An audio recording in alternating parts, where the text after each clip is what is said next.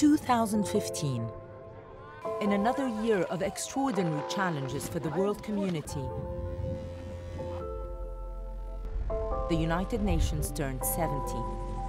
A time to look back at its founding document, the Charter, and to create a new vision of a future in peace and dignity.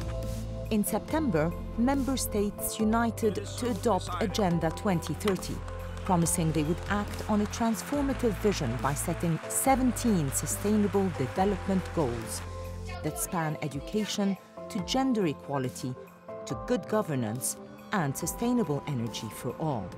The mission is to end extreme poverty in all its forms over the next 15 years. The world continues to squander trillions in wasteful military spending. Why is it easier to find the money to destroy people and planet than it is to protect them? Turmoil in Yemen, Syria, Libya, South Sudan, and many other places brought suffering to new heights. At least 60 million people have fled their homes, the highest number of displaced since World War II. The reign of terror by fanatical groups like ISIL or Daesh not only sent millions of people in the Middle East running for their lives, their franchises spread fear throughout the world. In Kenya, 147 students died in a militant attack on Garissa University.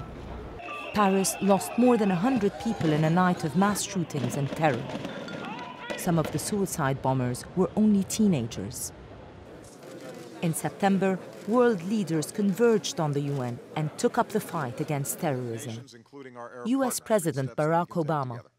Defeating ISIL requires, I believe, a new leader and an inclusive government that unites the Syrian people in the fight against terrorist groups. We are prepared to work with all countries, including Russia and Iran, to find a political mechanism in which it is possible to begin a transition process.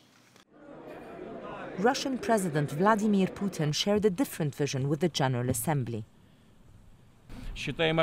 We think it is an enormous mistake to refuse to cooperate with the Syrian government and its armed forces, who are valiantly fighting terrorism face to face. We should finally acknowledge that no one but President Assad's armed forces and Kurdish militias are truly fighting the Islamic State and other terrorist organizations in Syria. In November, the Security Council united to adopt a resolution to take all possible measures in compliance with the UN Charter to prevent and suppress terrorist acts. In Yemen, insurgencies, airstrikes, and proxy battles have turned the country into a humanitarian catastrophe, leaving 80% of the population in need of assistance. My sister and I become so frightened when we hear the bullets. We are afraid that we will die. I do not like war, I like peace. In December, during UN-sponsored talks in Switzerland, a temporary suspension of hostilities in Yemen was announced. The UN urged parties to use this lull to advance the peace process. In Libya, the UN brokered an agreement to form a new unity government after months of difficult talks between the rival parties. But conflict continues. Waves of terror hit Nigeria, where Boko Haram has killed more than 20,000 people in the last 6 years. 2.5 million people either fled across borders or are homeless in their own country. In the Central African Republic, violence has continued, disrupting the political process and hindering the vital work of the humanitarian agencies. Peace talks in South Sudan. But fighting continued in various states despite a ceasefire deal, leading to yet another round of peace talks. Despite Burundi's election to the UN Human Rights Council, their own presidential elections in July were overshadowed by allegations of human rights violations.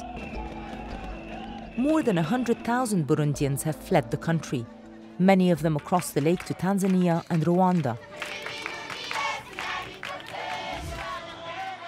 Signs of success in Western Africa. The number of Ebola cases has declined dramatically. Observers state Palestine now proudly flies its flag on UN premises. Historic nuclear agreement with Iran. 6 major powers agreed to lift sanctions they had imposed on Iran if the country promised to scale back dramatically its nuclear program. In another breakthrough, the people of Myanmar went to the polls in November's historic election that returned the party of Aung San Suu Kyi to power.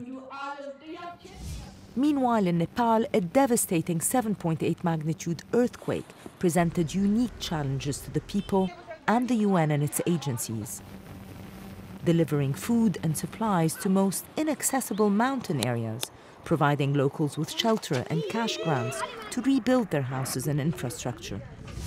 At his historic visit to the UN in September, Pope Francis made a strong appeal to world leaders to put care for the planet, humanity, and nature at the top of their moral agenda.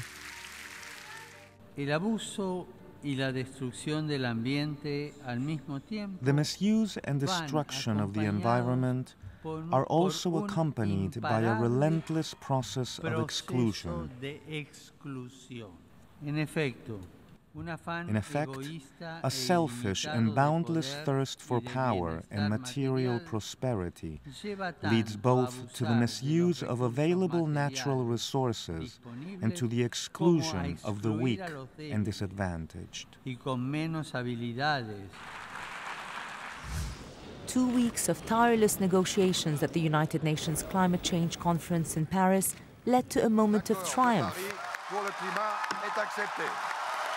For the first time, 195 countries adopted a universal agreement to curb emissions, strengthen resilience, and join hands to take common climate action. All countries agreed to hold the rise of global temperatures well below 2 degrees Celsius. Uniting in blue, the world remembered the 70th anniversary of the United Nations. New challenges wait in the next decade. Achieving zero hunger, finding solutions for conflicts and climate change.